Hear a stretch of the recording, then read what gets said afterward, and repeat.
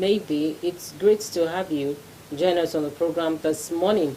We'll try as much as possible to be part of your day, to bring you smiles, and of course to have you do the needful, and of course get informed on one little aspect of life, or possibly what is happening across Nigeria itself. What are the discussions here, and what are the parameters that we're looking at? All of these facts will play out on the program this morning. My name is Bolabo Famous School, and of course you know that this is your weekend breakfast tonic. It's coming to you from your darling station Impact Africa Television here in Ibadan. It's really great to have you here.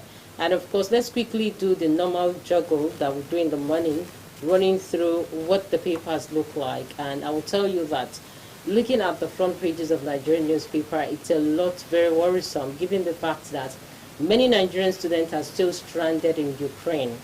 And obviously it means that it might be very difficult for them to get a rescue or being evacuated as a result of the airspace being shut down. And that's what we're hearing now. Most of them have actually run to Poland, the neighboring country, and now many of them are denied entry because they needed a letter authorizing them to enter into the country, and of course their passport. Now, many have actually raised eyebrow as to what the Nigerian Foreign Ministry is doing, because I understand that we have a relationship with Poland in terms of diplomatic ties here, and many Nigerians are still stranded outside Poland, not allowed because from Ukraine.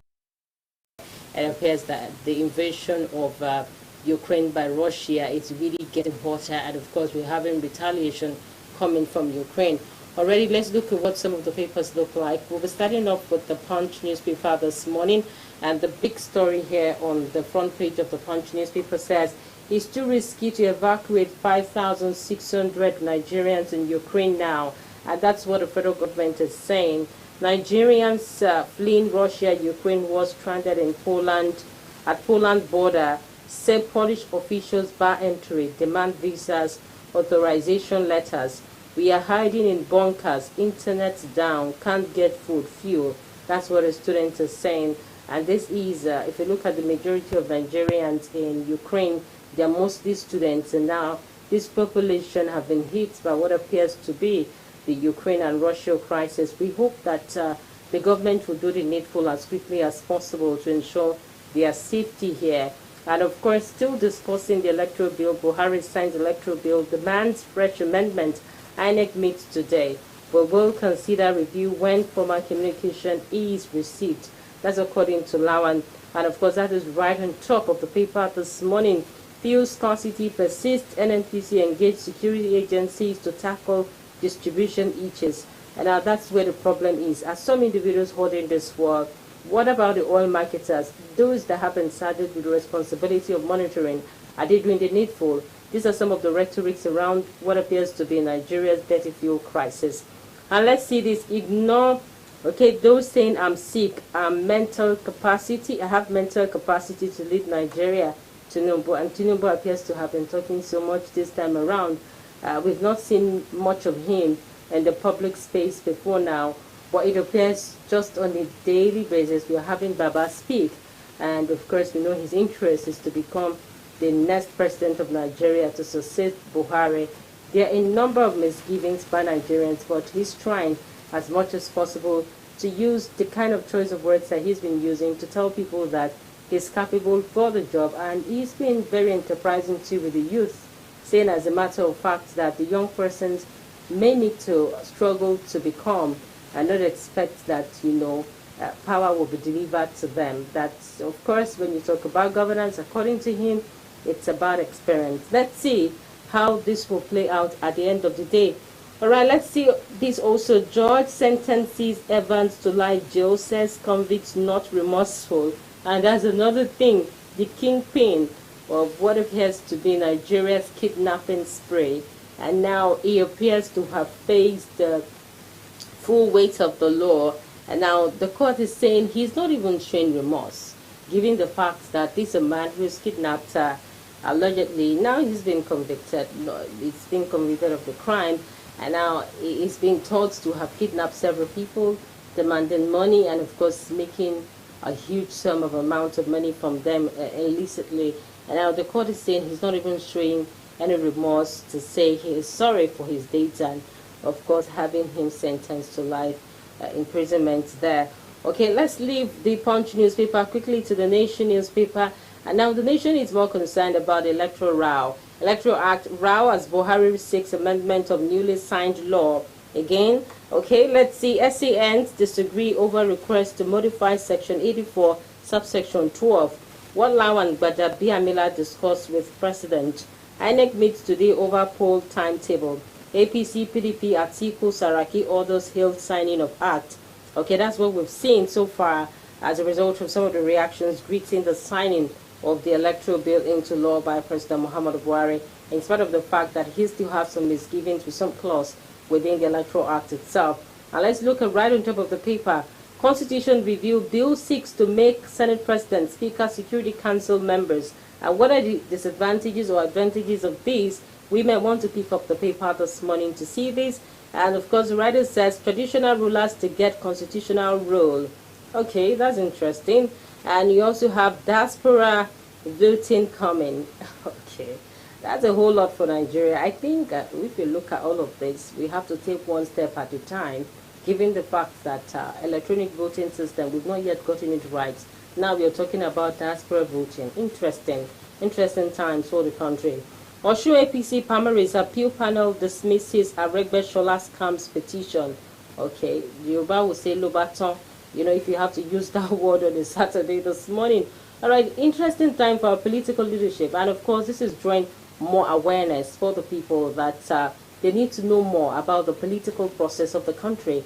When we have political big fight stuff like this, we must be able to pick lessons and of course decide our fates. And that story is on page 7 this morning.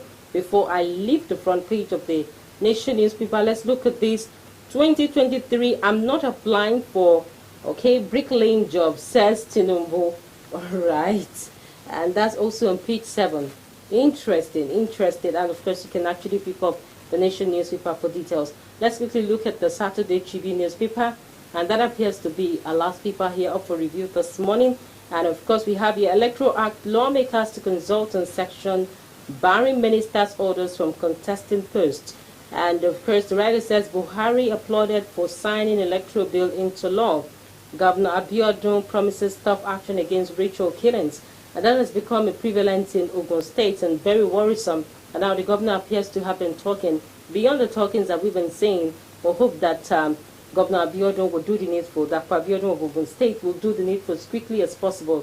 The young persons need to be engaged. And of course, we need to look at homes. What are the value system, the community system itself, looking at traditional rulers and religious organizations, what have they been doing beyond just political policies? The government must understand that a community is not built by only politics. There must be other factors that must be put into this. All right, let's look at the big headlines here. Nigerian student trapped in Ukraine cry for help. And now who is going to listen to their cry as of now? I know that some Nigerians in Poland are already offering help to say if you can cross to Poland, we will help you. And there have been a number of assistants out there. But how can they enter Poland? That appears to be very close to Ukraine when they are being denied access. But they are saying that if you can access Poland, there are help where you can actually get shelter and food for now. And of course, let's see the writer. We are citizens of Nigeria and we need help. Please don't neglect us. Don't leave us alone. Sad one here. And that story is on page 5. They can't be evacuated now. We have short airspace. Ukrainian ambassador to Nigeria is saying that hundreds escaped to Poland by road. Well, how did they enter Poland? I think the Ministry of Foreign Affairs needs to act as quickly as possible so that we don't have more casualties in our hands as a country. All right, let's see this. This says, billionaire kidnapper, Evans jailed for life.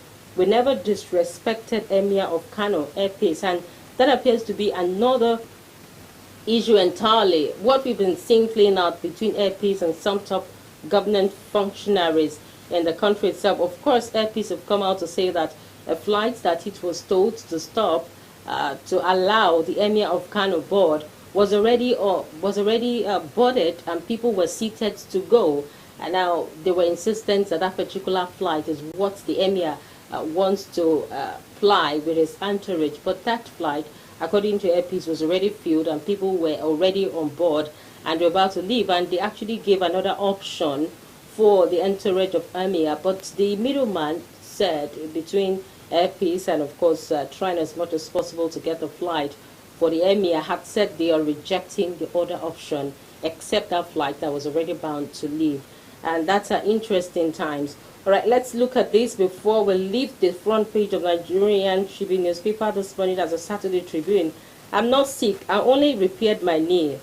All right, Tinubu is saying this now. Nigerians are causing Baba to begin to say so many things, and he has to explain himself before, I think, before people actually misconstrue whatever may have been happening around some of the gossips that we've heard, rumors around him, and he is speaking out as quickly as possible to discountenance some of them, to say that is not true. And he's saying he's not sick and he only repaired his knee, and not that he has to do a surgery, a kind of revival surgery, like what many Nigerians or some individuals have been rumoring and saying. And of course, let's see, he says, I won't let Nigerians down. All right, that's another promise coming from Tinubu there. That's the much we can take with the paper review this morning. All right, we'll take this break. And of course, when we come back, we'll start off with our discussions proper this morning. Please stay with us.